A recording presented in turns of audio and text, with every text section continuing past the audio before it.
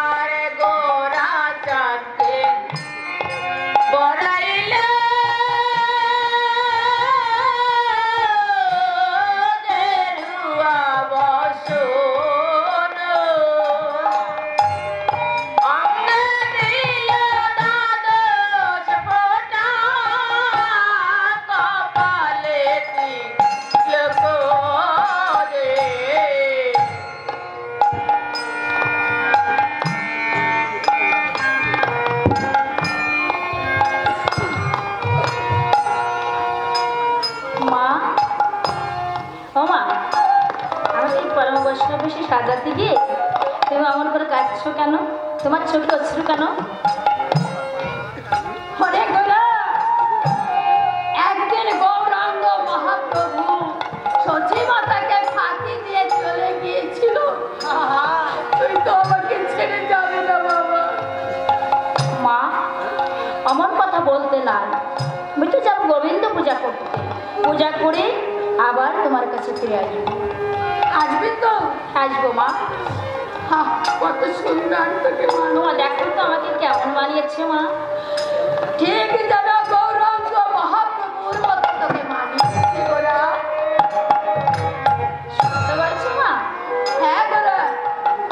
ও মা, আমি তো গোবিন্দ পূজা করতে যাবো, কিন্তু আমি ভাবতে একটি কথা শুনেছি। কি জানো? দীক্ষা ভিন্ন কখনো গোবিন্দ পূজা হয় না। এই যে হস্তের জল অপবিত্র থেকে যায়, কোনো পরম বৈষ্ণব এই হস্তের জল সেবা করতে পারে না। তা আমি গোবিন্দ পূজা করতে যাব। তুমি দেখো এই মধুর বৃন্দাবনে একজন সদগুরু ডেকে এনে আমার এই কর্ণমূলে একটু দীক্ষা মন্ত্র তুমি দান করে দাও না মা। ঠিক আছে বাবা। কোথায় আমার পরম গুরুদেব?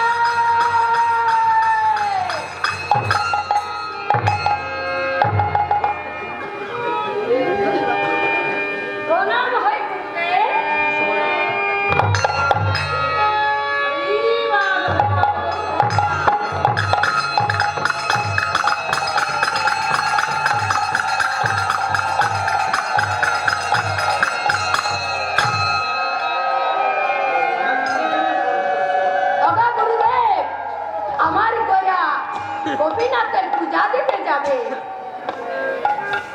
দীক্ষা মন্ত্র না নিলে নাকি হাতের জল শুদ্ধ হয় না। তাই বলছি একটিবার আমার গোরাকে দীক্ষা মন্ত্র দান করুন।